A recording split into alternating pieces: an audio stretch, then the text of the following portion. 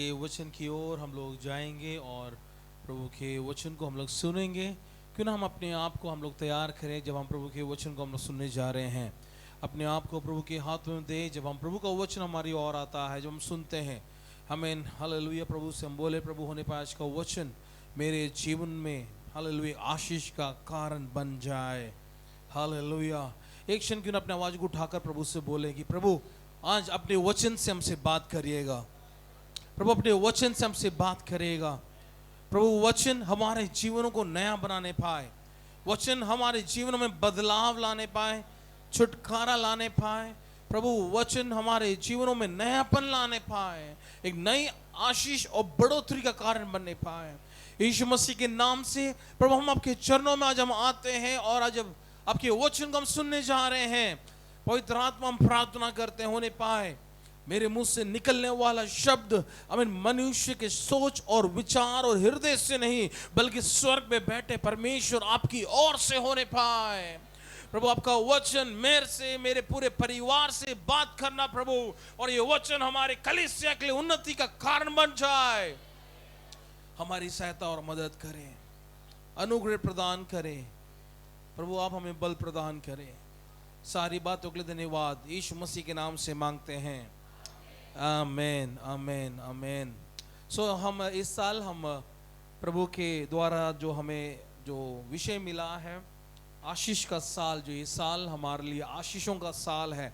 आशीष नहीं, आशीषों का साल है ना, वो मैटर करता है। आशीष सिंगुलर को दर्शाता है, लेकिन आशीषों को प्लूरल में दर्शाता। तो ये साल एक आशीष पाने का साल नहीं, ये साल हमारे जीवनों में आशीषों को पाने का और आशीषों में बढ़ने का साल है। आमीन। जैसा पिछले दिनों में प्रचार कर रहा था, कई बार हम एक व्यक्ति को बार बार देखते हैं तो हम बोर हो जाते हैं कई बार ना, जब हम आमने सामने मिलते रहते देखते रहते हैं, है ना। और शायद ऐसा भी हो सकता है बार बार इन वचनों को हम जब सुनते हैं, कई बार लाइक ओके या हम सुनते आ रहे हैं, कब से सुनते आ रहे हैं हम ये आशीष का वचन को? जनवरी 1 तारीख से, है ना, पहला संडे से हम लोग सुनते आ रहे हैं। क्या सुनते आ रहे हैं? ये साल आशीषों का साल है ना। लेकिन हम जब अपने हालातों को देखते हैं, जब अपने इर्द गिर्द देखते हैं, अपने परिस्थितियों को देखते हैं, जब हमारे बीमारियों को देखते हैं, तकलीफों को देखते हैं, हमारे मन में ये सवाल जरूर आता होगा, बेशक बोलेंगे नहीं लेकिन जरूर आएगा, प्रभु जब ये साल हमारे लिए आशीष का साल निर्धारित है तो ये बातें क्यों? जब आपने हमारे लिए ये साल आशीषों को उंडेलने के लिए या आशीषों को देखने के लिए जब आपने ये साल निर्धारित किया है, तो प्रभु हम क्यों बीमारियों को अपने जीवन में देख रहे हैं, जबकि हमें क्या देखना था? हमें आशीष देखना। सब लोग नहीं है मेरे साथ? जो लोग नहीं है जोर से हालेलुया बोले। भाई है हमारे साथ इसलिए उन्होंने सुना है। एनीवे, सो मेरे ध्यान से सुनिएगा। या सो हम अपने जीवनों में आशीष के देखने के बजाय हम बीमारी को देख रहे हैं, तकलीफों को देख रहे हैं, परिस्थिति बेकार होते जा रहा है, हालात हमारे खिलाफ जा रहा है। लेकिन हम हर संडे क्या सुन रहे हैं? अभी तक हम क्या सुनते आ रहे हैं? ये साल हमारे जीवनों में आशीषों का साल है। आमीन। और शायद हमें से कई लोग ने सोचा होगा, वो बात अलग है, बोला भी नहीं होगा, है ना, लेकिन हमने जरूर सोचा होगा, शायद सोचा होगा। आमीन। एक तरफ परमेश्वर का आशीष का वायदा, आमीन, और दूसरी तरफ बीमारी है, तकलीफ है, हालात विपरीत है। लेकिन आज जो वचन से सुनाने जा रहा हूं, ये दोनों को तालमेल को दर्शाएगा कि हालात और कुछ है लेकिन वचन और कुछ कह रहा है। ठीक है, हालात और कुछ है, अवस्था माहौल और कुछ है, लेकिन उसी मतलब बिगड़ी हुई हालात और अवस्था के बीच में परमेश्वर का वचन, उनके बीच में भी आशीष का वचन आया है।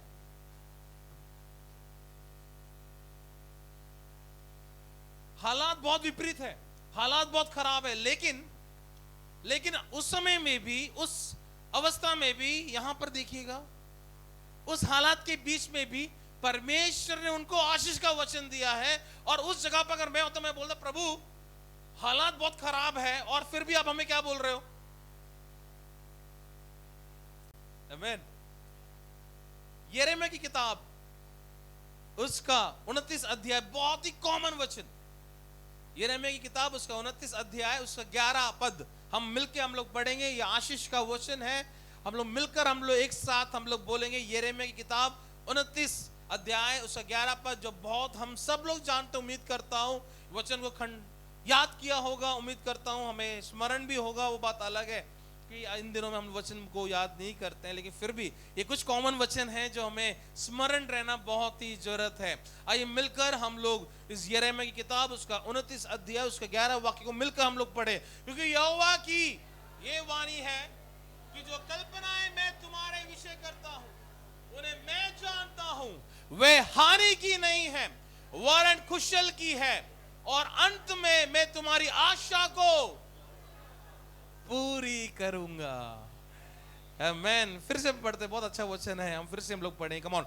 क्योंकि यहोवा की ये वाणी है कि जो कल्पनाएं मैंने तुम्हारे विषय करता हूं उन्हें मैं जानता हूं, वो हानि की नहीं है वरन कुशल ही की है, और अंत में तुम्हारी जो आशा है उसको मैं पूरी करूंगा।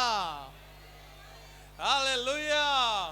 सो पिछले दिनों में हमने आशा के बारे में, विश्वास के बारे में हमने सुना है। अब हमारी आशा किस में लगी हुई है? वेरी गुड, यहोवा पर लगी हुई है, वो बात सही है, लेकिन आशीषों के ऊपर हमारी आशा है कि अब हमें आशीष है, हमें उम्मीद है, हमें आशा है कि हमारे लिए आशीषों को परमेश्वर ने रखा हुआ है। और यहाँ पर यिर्मयाह के द्वारा परमेश्वर का वचन जो आखिरी बात कहता है वो बोलता है, और अंत में तुम्हारी आशा को मैं पूरी करूंगा।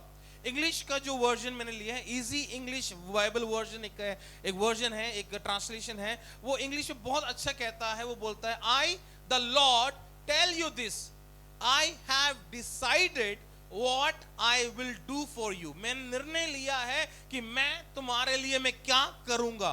I have plans to help you to well. मेरे पास योजना है ताकि तुम कैसे उसको अच्छे से करोगे। मेरे पास योजना है, I have plans to help you to do well. मेरे पास योजना है कि मैं तुम्हारी मदद करूं कि कैसे तुम उसको अच्छे से करोगे। And I do not want to hurt you. और मैं तुम्हें चोट पहुंचाने नहीं चाहता, मैं तुम्हें दुखित नहीं करना चाहता। I want to give you hope for a good life in the future. और मैं तुम्हें तुम्हारे जीवन की, भविष्य की एक अच्छी उम्मीद को मैं देना चाहता हूं। हालेलुया, आमीन, आमीन। जो आमीन बाइबल जब पढ़ते हैं, अगर आमीन, अच्छा होता है जब बाइबल्स के अलग अलग वर्जन्स को जब रखे पढ़ोगे और वचन और स्पष्ट रीति से समझ में आता है। आमीन, हालेलुया। ना यिर्मयाह के इस वचन के बारे में देखेंगे तो आमीन, हालात शायद हमारे जैसे हो सकते हैं।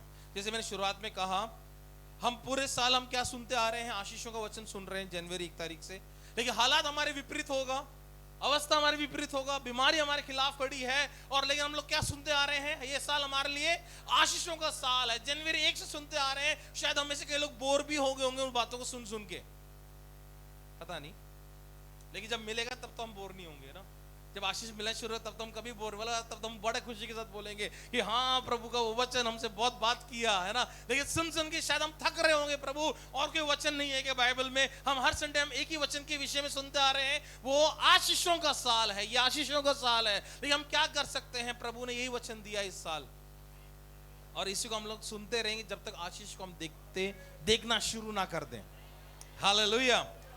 सो यिर्मयाह के बारे में थोड़ा सा मैं बताऊंगा आप लोगों के बारे में, और हम आगे की ओर बढ़ेंगे। यिर्मयाह जो है एक यहूदी भविष्यवक्ता है, और वो जो है बिन्यामीन के गोत्र से आता है। 20 साल की उम्र में, बहुत छोटी उम्र में ही उसने प्रभु की सेवा उसने शुरू किया, परमेश्वर का वचन घोषणा करने का उसने शुरू किया। अब ये उस समय की बात है जब अमीन ये इजराइल लोग, यहूदी लोग जो थे, बाबिलोन के बंदवाई की ओर जा रहे थे, बंदवाई बनाकर लेके गए, और यिर्मयाह जो है उस बंदवाई का भाग नहीं है, उस बंदवाई में वो नहीं गया है। हमें ऐसा कहते हैं कि उसको अनुमति दिया गया कि वो अपने घर जाके रह सकता है। लेकिन यिर्मयाह और यिर्मयाह के साथ के लोग, अगर देखा जाए यरूशलेम के लोग और इजरायली लोग या फिर यहूदी लोग के बारे में देखा जाए, उनकी अवस्था यिर्मयाह से बहुत ही अलग है। क्योंकि यिर्मयाह भी बंदवाई में नहीं है, लेकिन बंदवाई में कौन चला गया है? परमेश्वर के बाकी लोग, ठीक है, परमेश्वर के बाकी लोग बंधुआई में चले गए और यिर्मयाह बाहर है, और यिर्मयाह बाहर रहते हुए वहां से वचन इनको भेज रहा है। कौन सा वचन भेज रहा है? कि यहोवा की ये वाणी है कि जो कल्पनाएं मैं तुम्हारे विषय करता हूं उन्हें मैं जानता हूं, वे हानि की नहीं है परंतु कुशल ही की है, और अंत में तुम्हारी आशा पूरी ना। अब वचन तो पहुंच गया है, अभी लोग का स्वीकार करने का तरीका बहुत अलग होगा, क्योंकि लोग कहां पर है? बंधुआई में है। यिर्मयाह कहां पर है? बंधुआई से बाहर। अब बंधुआई की अवस्था में वचन क्या निकल के आया है? आशीष की और आशा की, आशीष की और आशा की, जो होने वाला है। और अभी का प्रेजेंट सिचुएशन क्या है? बंधुआई। हालेलुया, बंधुआई की अवस्था। लेकिन उस बंधुआई की अवस्था में आशीष का वचन और उम्मीद और आशा की वचन। आमीन, समझ रहे बात? मेरी शुरुआत में मैंने कहा हम आशीष के वचन को सुन रहे हैं, आशीषों के वचनों को सुन रहे हैं, लेकिन हालात अभी कैसा है? बंधुआई की अवस्था प्रतीत हो रहा है, बीमारी का अवस्था दिख रहा है, हमें तकलीफ की अवस्था दिख रहा है, हमें मुसीबत की तकलीफ दिख रहा है, हमें हालात हमारे विपरीत दिख रहा है। लेकिन उसके बीच में भी परमेश्वर का वचन कह रहा है कि देख, यहोवा की ये वाणी है। क्या वाणी है? मैं तुम्हें आशीष दूंगा। तुम्हारी हालात कैसे भी क्यों ना हो, लेकिन ये वाणी है यहोवा की कि मैं तुम्हें आशीष दूंगा, because this is the promise. क्योंकि ये प्रभु का वायदा है हमारे कलीसिया के प्रति, हमारे हर एक जन के प्रति। हालेलुया। और ये जो वचन है, मालूम है, किसी एक व्यक्ति के जीवन के लिए नहीं है, ये वचन पूरे समुदाय के लिए था। ये वचन पूरे लोगों को पहुंचाया गया कि ये वचन एक जन के लिए नहीं है, बल्कि है तमाम लोग, है तमाम समुदाय। तुम जो बंधुआई में बैठे हुए हो, ये वचन तुम सभी के लिए है कि यहोवा तुम्हें आशीष देने जा रहा है। हालेलुया। ना जब ये वचन पहुंचा होगा, जरा बताइएगा आपका, हमने कल्पना लगा के, हमें जब ये वचन पहुंचा गया कि भाई तुम्हें ये वाणी है कि मैं तुम्हारे विषय करता हूं कि मैं तुम्हें जानता हूं, वो हानि की नहीं कुशल की है, और अंत में तुम्हारी आशाएं पूरी करूंगा। ये वचन जब पहुंचा होगा, तुम लोगों ने क्या सोचा होगा? बंधुआई में जो लोग पड़े हैं,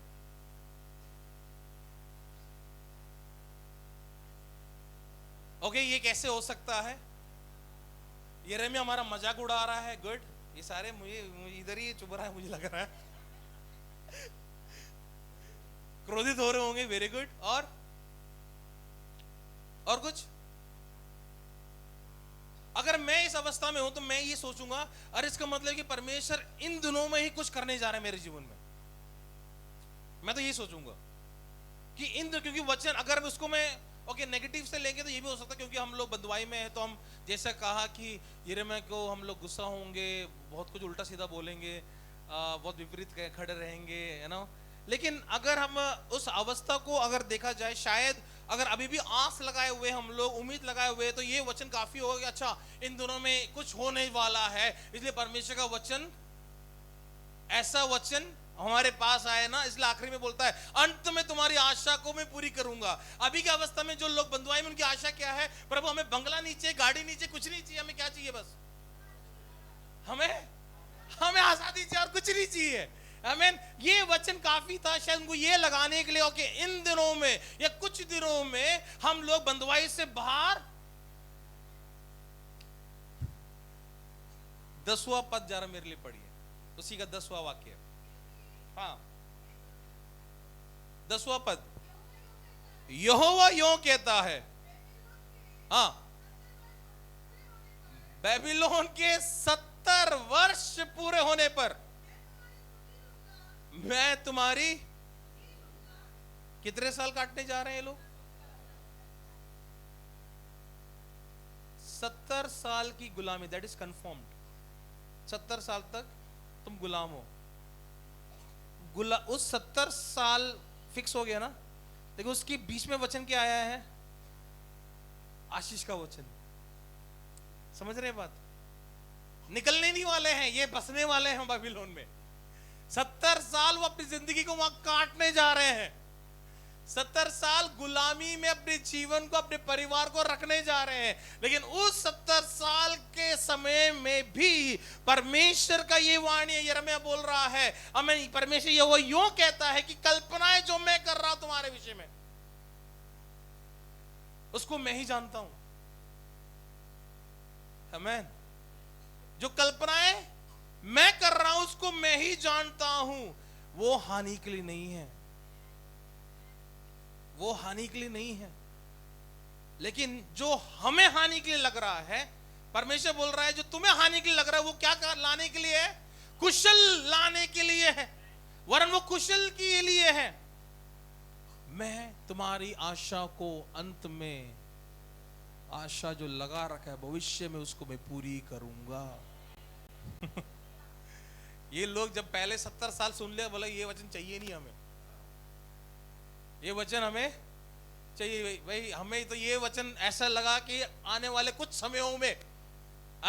समयों में हमारा आजादी को हमें मिलने वाला है, हम बाहर निकलने वाले। लेकिन यहाँ पे परमेश्वर ने पहले 70 साल बताए, फिर आशीष का वचन बोला। ये बहुत गलत है। परमेश्वर हमारे जीवन में आशीष भी बोल रहे हो और 70 साल की गुलामी भी बोल रहे हो। हमारे प्रति जो कल्पना आपने बोला है कि वो कुशल के लिए है, यहाँ पे हम गुलामी में बैठे हुए हैं। आपको मालूम है इनकी गुलामी जो थी बहुत अलग था। इस समय जो लोग बाबिलोन की गुलामी में गए वो बहुत अलग है। परमेश्वर उनको वहां पे कुछ करने के लिए बोला। पढ़ेगा उसी वाक्य को, 10 वाक्य को पढ़िए। हाँ हाँ हाँ, मैं लौटाने के लिए भी आऊंगा, लेकिन कब होगा? लौटाने के लिए कब आऊंगा? 70 साल। उसमें से कई लोग तो जिंदा भी नहीं रहेंगे जब वापस निकलेंगे वहां से। तो फिर वो वचन कैसे पूरा होगा? 70 साल में कई लोग जिंदा भी नहीं रहने वाले हैं। आमीन। लेकिन मालूम है वहां पे परमेश्वर, अगर इसके पहले वाक्य को अगर पढ़ेंगे, हुआ क्या है मालूम है? मैं आपको समझाना चाहूंगा। वहां पे कई, उसी बंधुआई के बीच में कई भविष्यवक्ता खड़े हो रहे हैं, ठीक है? और वो झूठे भविष्यवक्ता है। वो खड़े होकर बोल रहे हैं परमेश्वर ने मुझे निर्धारित किया, क्योंकि इजरायली में क्या होता था, परमेश्वर किसी को भी खड़ा कर देता था वचन बोलने के लिए, किसी को भी चुन लेता था। तो ये लोग खड़े होकर बोल रहे हैं परमेश्वर ने मुझे बोला है कि अब बस कुछ दिनों में हम यहां से बाहर निकलने वाले हैं, कुछ दिनों में हम बंधुआई से बाहर निकलने जा रहे हैं। और लोग जो है गलत आशा रख रहे हैं कि परमेश्वर ने बोला है कि कुछ दिनों में, क्योंकि भविष्यवक्ता बोल के आ रहा है ना, हम तो भविष्यवक्ता है, तो कुछ दिनों में हम बाहर निकलने वाले हैं करके ये कुछ बातें सुन के आ रहे हैं। इसलिए परमेश्वर ने यिर्मयाह को भेजा, बोल तू जा, तू वचन भेज और बोल इन गलत भविष्यवक्ताओं की बातों में तो आओ मत। गलत भविष्यवक्ता बोल रहे हैं जल्दी, लेकिन मैं बता देता हूं 70 साल। इससे अच्छा तो झूठे भविष्यवक्ता है, कम से कम एक झूठी तसल्ली तो हमें मिलता है। लेकिन परमेश्वर बोले झूठी तसल्ली में मत रहो, लेकिन उस आशा की वस्तुओं की ओर ध्यान लगाओ जो अब से अगले 70 साल के बाद जो होने वाला है। आमीन। 70 साल मुश्किल का समय रहेगा, 70 साल तुम्हारे लिए शायद तकलीफ का समय रहेगा, लेकिन उस 70 साल के बाद आमीन जो कल्पनाएं मैंने अभी किया है उसको प्रकट करने का समय रहेगा, उसको दिखाने का समय रहेगा। आमीन। जो हानि तुम्हें लग रहा था, तुम खुद कहोगे वो बातें हानि के लिए नहीं निकल के आया है, बल्कि मेरे जीवन में कुशल, आनंद और शांति का कारण बन के वो मेरे लिए आया है। हालेलुया, हालेलुया, आमीन। उस दौरान परमेश्वर उनको क्या बोला? जब तुम बाबिलोन में हो, बंधुआई में हो, परमेश्वर उनको कुछ वचन बोला। उसको 4 वाक्य से जरा पढ़िएगा। हाँ हाँ हाँ हाँ। देखो परमेश्वर क्लियर है, परमेश्वर साफ बोल रहा है कि मैंने तुम्हें कहां पहुंचा दिया? बंधुआई में पहुंचा दिया मैंने। परमेश्वर बोल रहा है। एक चीज हमारे जीवन में याद रखना, परमेश्वर है तो हम आशीष की ओर है, परमेश्वर है तो हम किधर की ओर है? और परमेश्वर में नहीं है तो हम श्राप की ओर भी हैं फिर, क्योंकि आशीष नहीं तो ऑटोमेटिकली आशीष नहीं है। अगर आशीष में रहना है तो हमें किस में बढ़ना पड़ेगा? परमेश्वर में बढ़ना पड़ेगा। अगर परमेश्वर में है तो हम आशीष में हैं, परमेश्वर में नहीं है तो हम किधर की ओर है? श्राप की ओर है, हम आशीष की ओर नहीं जाएंगे फिर। और ये लोग बंधुआई में किस कारण से गए? खुद के गलती के कारण, खुद के गलती के कारण उन्होंने अपने परमेश्वर को भूल गए, अपने परमेश्वर को छोड़ दिया, अपने बीच में हमें विभिन्न देवी देवता को खड़ा कर दिया, हमें परमेश्वर की आराधना करना छोड़ दिया। और परमेश्वर बोला now the time has come कि तुम वापस जाओ बंधुआई में, वहां पर सीखो, फिर एक नई उम्मीद के साथ निकल के आओ। लेकिन देखो उस बंधुआई में भी परमेश्वर का वचन उनके पास पहुंच रहा है।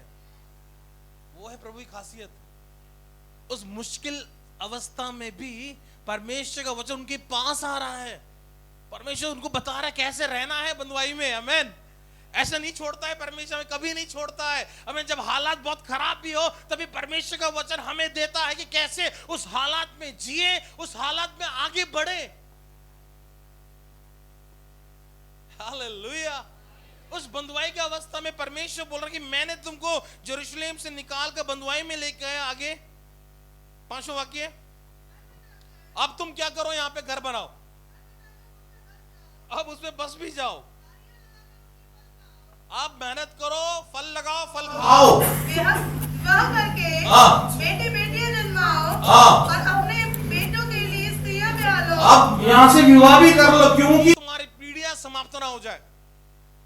आशीष रखा हुआ है, पीढ़ियां होना है, इसलिए तुम्हारा 70 साल शायद तुम्हारा आखिरी साल हो सकता होगा, लेकिन जो आशीष रखा है तुम्हारे आने वाली पीढ़ी के लिए रखा हुआ है, आने वाली पीढ़ी के लिए रखा हुआ है। और कई लोग जो अभी भी हैं वो 70 साल के बाद भी उस आशीष को भी देखने जा रहे हैं। लेकिन जो लोगों को लगता है कि मेरा उम्र समाप्त होने वाला है, अब क्या आशीष प्राप्त करके तो सुन लो, आमीन, उम्र समाप्त हो रहा है, लेकिन आपकी अगली पीढ़ी वेट कर रहा है उस आशीष को पाने के लिए जो परमेश्वर ने आपसे बांधा था, जो हमसे बांधा था।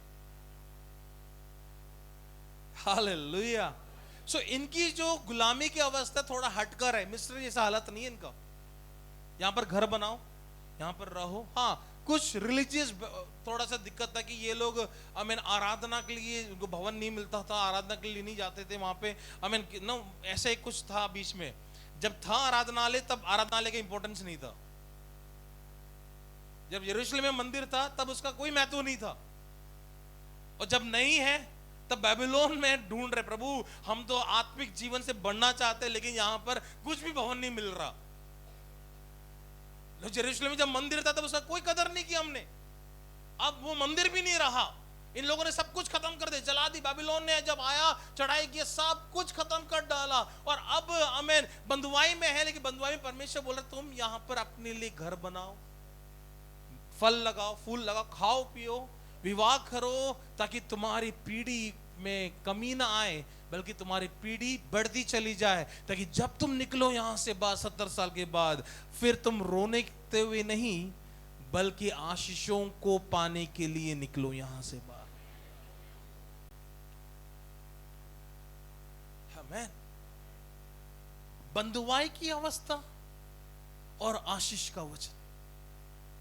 बंधुआई में रहकर आशीष को सुनना बड़ा मुश्किल लगता है, क्योंकि जब आशीष का वचन बंधुआई में आता है तो हमें चारों तरफ क्या दिखता है? आशीष नहीं दिखता। तब हमें चारों तरफ क्या दिखता है? चारों तरफ हमें क्या दिखता है? हमें बंधुआई दिख रहा है, कुछ नहीं दिख रहा, हमें बंधुआई दिख रहा है। लेकिन उस दौरान भी वचन क्या आ रहा है कि तेरे प्रति जो कल्पनाएं मैंने की है, तेरे विषय जो मैं कर रहा हूं, उसको केवल मैं ही जानता हूं, वो हानि के लिए नहीं हो रहा है। ये सारी बातें तेरे जीवन में जो घट रहा है वो हानि के लिए नहीं हो रहा है, तेरे परिवार में जो घट रहा है वो हानि के लिए नहीं हो रहा है, बल्कि उसमें से बहुत अच्छी बातें दिखने के लिए हो रहा है। बेस्ट उदाहरण अपने जो पेड़ लगे उनको देख लो।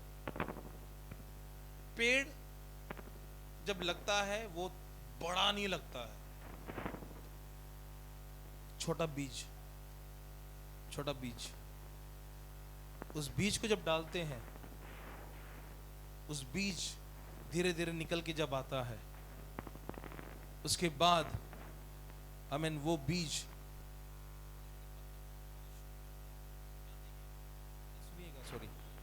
वो फिर फलों को लाना शुरू करता है या सब्जियों को लाना शुरू करता है, फिर धीरे धीरे वो पेड़ बनना शुरू होता है, और उसकी प्रक्रिया में समय लगता है। आमीन। देखो अगर बीज लगा दिया और रोज आके देखोगे तो उसमें कुछ नहीं दिखेगा, है ना? उदाहरण और अच्छे से समझाता हूँ मैं। आपके घर में बच्चे हैं, है ना, आप सभी घर पे बच्चे हैं, छोटे बच्चे से लेके बड़े बच्चे सब है। आपके परिवार में आपको खुद को नहीं लगेगा कि मेरा बच्चा बढ़ रहा है, क्योंकि उस बच्चे को मैं रोज देख रहा हूं। लेकिन दूसरा जो व्यक्ति जो बहुत समय से नहीं देखा, वो आके जब बोलेगा, अरे आपका बच्चा इतना बड़ा हो गया, इतना लंबा हो गया, इतना गोलू मोलू हो गया, इतना चौड़ा हो गया, पतला हो गया, है ना, क्यों? क्योंकि वो जब देख रहा था, जब उसने देखा, बहुत समय के बाद देखा है। हम जब लगातार जब हम देखते हुए आ रहे हैं, हमें वो प्रतीत नहीं होगा, हमें दिखाई नहीं देगा, हमें समझ में नहीं आएगा। लेकिन तीसरा इंसान जिसने कई समय से नहीं देखा है, जब वो देखेगा, आमीन, वो उन बातों को देखे जो हम नोटिस नहीं कर पा रहे हैं। परमेश्वर ने 70 साल के बाद आशीष की वायदा इनसे किया है, और वो 70 साल वो कुछ नहीं देखने वाले, वो 70 साल वो कुछ नहीं देखने वाले हैं। लेकिन 70 साल के बाद, 70 साल के बाद वो बहुत कुछ देखने वाले हैं, बहुत कुछ देखने वाले हैं। मेरे प्रिय लोगों, आज ही सुबह के समय आप और मैं, जब ये साल हमारे लिए आशीषों को निर्धारित किया गया है, जरा यहां पे बदल कर इसको निकाल दो, मॉनिटर निकाल दो ना।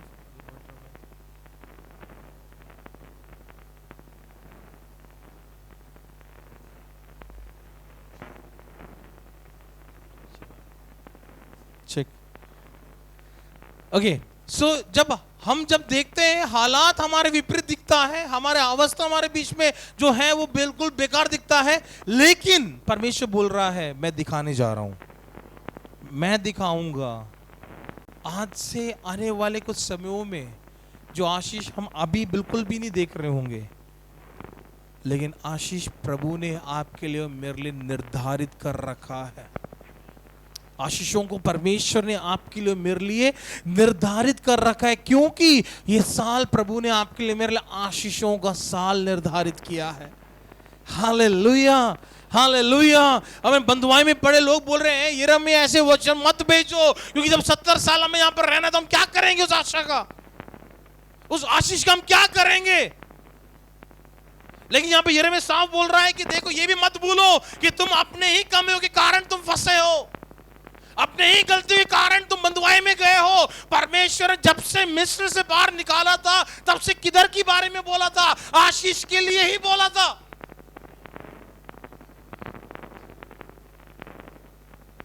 आशीष के लिए ही बोला था।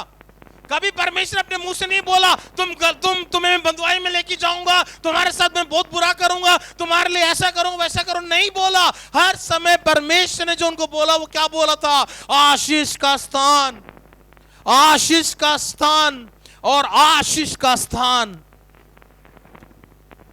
और गलतियां करते गए करते गए करते गए, बंधुआई में गए तो भी प्रभु का प्रेम को जरा समझिए। उस बंधुआई में भी परमेश्वर को बता रहा है कि कैसे अपने 70 साल को यहां पर काटना है। कैसे अपने 70 साल को काटना है बंधुआई में। हमें परमेश्वर को समझा रहा है कि यार घर बनाना शुरू कर दो, यहां पे खेती बाड़ी करना शुरू कर दो, हमें विवाह करना शुरू कर दो, अपनी पीढ़ियों को बढ़ाना शुरू कर दो। अगला 70 साल मुश्किल का साल है, लेकिन उस 70 साल के बाद आशीष का साल शुरू होने जा रहा है। दिख नहीं रहा है अगले 71 साल में क्या होने वाला है, देखिए परमेश्वर ने बोला उसकी कल्पनाएं मैंने पहले से कर रखा। I have already planned for that. जो कल्पनाएं मैं कर रहा हूं, सी कितना अनोखा प्लानिंग प्रभु हमारा करता है। वाओ, सबसे बढ़िया आर्किटेक्ट है हमारा परमेश्वर। सब करते हैं ना, सब नुकसान पे हो जाता है, गड्ढे हो जाते हैं रास्तों में, ब्रिज गिर जाता है, मेट्रो ब्रिज गिर जाता है, अमेन जो पुराना ब्रिज है वो गिर जाता है, हानि होता रहता है। लेकिन मेरा परमेश्वर जब आर्किटेक्ट जब का काम करता है ना, परफेक्ट करता है। मैं पिछले दिन में ऐसे ही मैं अपनी पत्नी से बात कर रहा था। मैंने बोला धन्यवाद, कितना सुंदर रीति से परमेश्वर ने हमें बनाया है, कितने सुंदर, रिस्टार्ट करके देखो, कितने सुंदर रीति से परमेश्वर ने हमें बनाया। नाम किसके बदले कान सामने होता,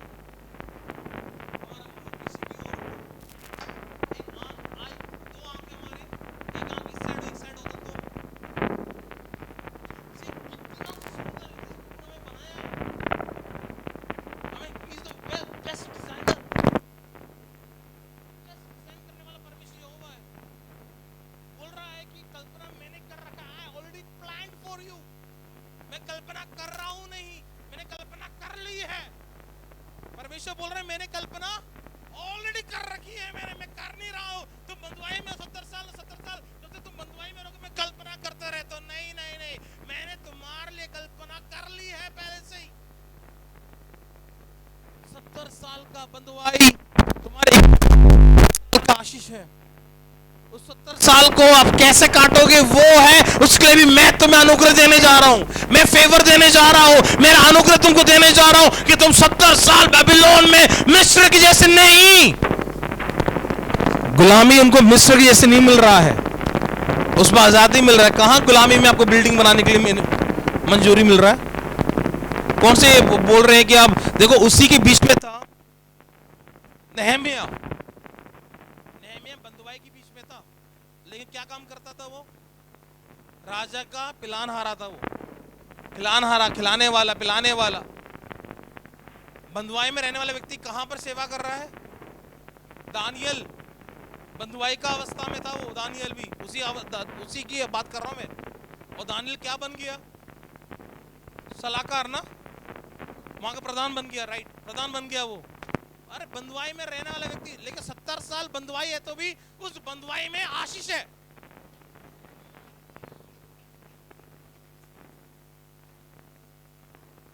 आमीन।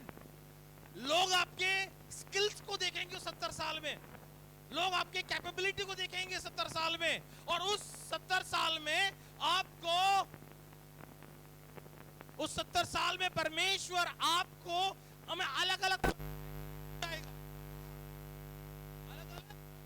पद में भी लेके जाएगा। वो 70 साल रोने का साल नहीं रहेगा, शुरुआत आपके लिए थोड़ा सा दुख का साल रहेगा।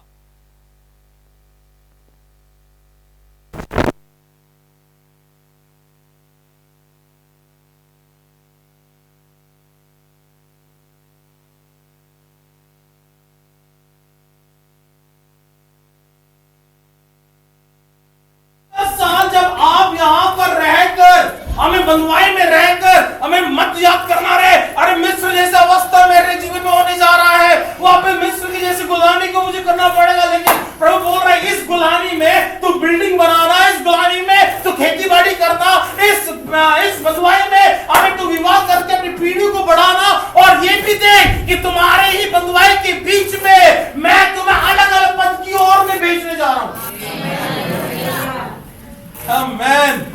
इम्पॉसिबल है ये, गुलामी में अलग अलग पद को ग्रहण करना इम्पॉसिबल है, लेकिन मेरे प्रभु के लिए इम्पॉसिबल नहीं है। प्रभु बोल रहे देखो तुम्हारी गलती के कारण तुम बंधुआई में हो तो भी मैं तुम्हारे साथ हूं। और क्या चाहिए प्रभु को? अनुग्रह देखिए प्रभु का। नए नियम में तो उससे अलग है। पुराने नियम में अगर आज हम जी रहे होते, पुराने नियम में अगर आज हम जी रहे होते तो आज हम कहां जाते? गलती करते हुए कहां जाते? हर बार पुराने में जी रहे होते, एक गलती और कहां जाओ? एक गलती और फिर दिक्कत में, एक गलती फिर दिक्कत में, फिर लेके आओ जानवरों को। और यहां पर मैं बाइबल नहीं लेके खड़ा होता, मैं चाकू लेके खड़ा होता, बलि चढ़ाओ। लेकिन नए नियम में पूरा बदल गया। नया नियम में यीशु ने ही अपने जीवन को दे दिया और अनुग्रह को डेल दिया। ताकि गलती करो, प्रभु मुझे माफ कर दो, ये नहीं तेरे लिए प्रति जो अनुग्रह मैंने रखा हुआ है, फॉरगिव अस। हालेलुया। धन्यवाद प्रभु का जो पर्दा फाड़ दिया। नहीं पड़ता तो आज भी हम ऐसे जी रहे होते, आज भी हम गुलामी में जी रहे होते, लेकिन धन्यवाद प्रभु ने उस गुलामी से बाहर निकाला हमें, ताकि उसके अनुग्रह में हम लोग बढ़ते चले जाएं, बढ़ते चले जाएं। पता नहीं कितने बात आप लोग समझे हैं। बंधुआई की अवस्था में भी आशीष का वचन है। क्या बोल रहा है? परमेश्वर बोला कि जो कल्पनाएं मैं तुम्हारे विषय करता हूं, वाह, आज हमारे जीवनों के प्रति, परिवारों के प्रति, कलीसिया के प्रति परमेश्वर ने हमारे प्रति कल्पनाएं कर रखी है, और वो कल्पना में दिख नहीं रहा है। प्रभु अगर आपने मेरे प्रति, मेरे परिवार के प्रति कल्पना की है तो क्यों मैं बीमारी में जी रहा हूं, क्यों कर्ज में जी रहा हूं, क्यों मुश्किल में जी रहा हूं, क्यों तकलीफ में जी रहा हूं? प्रभु बोलता कमान वो हानि के लिए नहीं है, लेकिन वो हानि के लिए नहीं है, हमें वो कुशल के लिए ही है, वो कुशल ही के लिए है। हमें संसारी माता पिता होने के नाते में से कितने लोग हैं जो अपने बच्चों के लिए बुरी कल्पनाएं करते हैं? नहीं करते, बिल्कुल भी नहीं करते। संसार में रहने वाले माता पिता जो अपने बच्चों के लिए बुरी कल्पना नहीं कर सकते हैं, हमारा पिता जो स्वर्ग में बैठा हुआ है वो कैसे अपने बच्चों के लिए बुरी कल्पना कर सकता है? हालेलुया, आमीन, हालेलुया, हालेलुया। हमें मधुवाई में जाने के बावजूद भी हमें उनके पिता ने, उनके परमेश्वर, उनके राजा ने उनको नहीं छोड़ा। उन्होंने छोड़ दिया। उन्होंने बोल दिया मैं राजा चाहिए, उन्होंने बोल दिया मैं और कोई चाहिए, लेकिन बोलता है फिर भी मैं तुमसे लगाव रखता हूँ, फिर भी मैं तुमसे प्यार करता हूँ। क्यों मालूम है? क्योंकि तुम मेरी प्रजा हो, मेरी प्रजा हो। You are my people, you are a chosen generation। तुम चुने हुए वंश हो मेरे, इसलिए मैं तुमको अकेला नहीं छोड़ सकता हूँ मैं। प्रभु हालात खराब हैं, लेकिन उस हालातों को मत देखिए, उन वचन को देखिए। उस हालात के बीच में जो वचन निकल के आ रहा आपके लिए, मेरे लिए।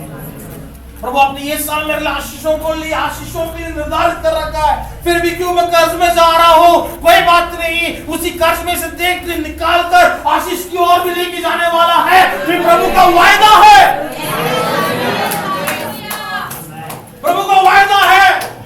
प्रभु मैं क्यों बीमारी की ओर बढ़ रहा? जब आपने मुझे आशीष में बढ़ने के लिए बोला था, कोई बात नहीं, वो बीमारी तेरे जीवन को ले नहीं सकती है, लेकिन उससे बढ़कर दे तेरे आशीष में निर्धारित कर रखा है।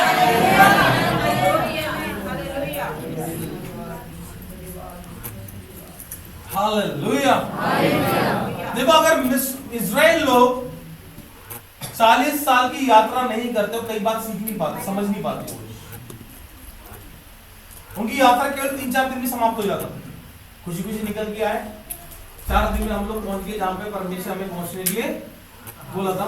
4 दिन की यात्रा पता भी नहीं चला कब शुरू किया और कब, लेकिन 40 साल की यात्रा में असली मनुष्यतम निकल के आ रहा है। असली इंसान पहुंचने से पहले ही निकल के आ रहा है।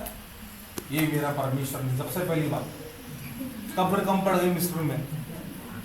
हमें वहां पे अच्छा खाना मिलता था, हमारा मूसा चला गया, चलो आप बछड़ा बना देते हैं, आओ आप वापस, हम वापस मिस्र में चले जाते, वहां पे आराम की जिंदगी जिएंगे हम। ये सब कब निकल के है? जब 40 साल की यात्रा करने लगे। लेकिन वो यात्रा नहीं होता तो सब बड़े कुछ, चलो 4 की यात्रा, चलो बाकी कनान देश में देख लेंगे हम। लेकिन 40 साल ही घूमे, किसके कारण घूमे? इन्हीं खुद के कारण।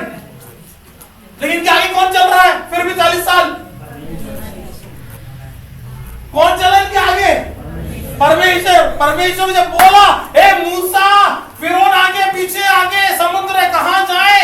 कब्र में कम पड़ गया था मिस्र में, तो यहां पर डुबोने के लिए क्या आया? परमेश्वर ने कोई बात देख काम को मैं क्या करने जा रहा हूं। उस समुद्र को मार्ग बना के दिया। बहुत पुरानी बात है। इसे किसी जैसे जो वचन का कम ज्ञान रखते हैं, उनमें से किसी ने आकर एक बहुत विश्वास करने वाले स्त्री से इस प्रकार से कहा, आपको मालूम है इन लोगों ने समुद्र पार नहीं किया। समुद्र पार करना मुश्किल था, इन लोगों ने नदी पार किया। समुद्र था तो भी पानी जो घुटने से नीचे था, समुद्र पार नहीं किया इन लोगों ने। वो बहन बोले, फिर भी प्रभु धन्यवाद करती हूं, मैं नदी को पार करवाया। अगर आपके लिए समुद्र पार नहीं, कोई बात नहीं, फिर भी मेरे प्रभु ने नदी पार करा, वही बड़ी बात है मेरे लिए। हालेलुया। समुद्र पार करवाया, आमीन। जो रास्ता उनके लिए था, वही पानी किसके लिए नुकसान बन गया? मिस्रियों के लिए, फिरौन के लिए। वो लोग भी सोचे वो रास्ता जो दिख रहा है इस्राएलियों को, वो रास्ता हमारे लिए भी है। सॉरी, वो रास्ता परमेश्वर के लोगों के लिए था। वो तुम घुस नहीं सकते हो, तुम प्रवेश नहीं कर सकते हो। गलती से प्रवेश करना तो बाहर नहीं निकल पाओगे। वो रास्ता केवल परमेश्वर के लोगों के लिए था।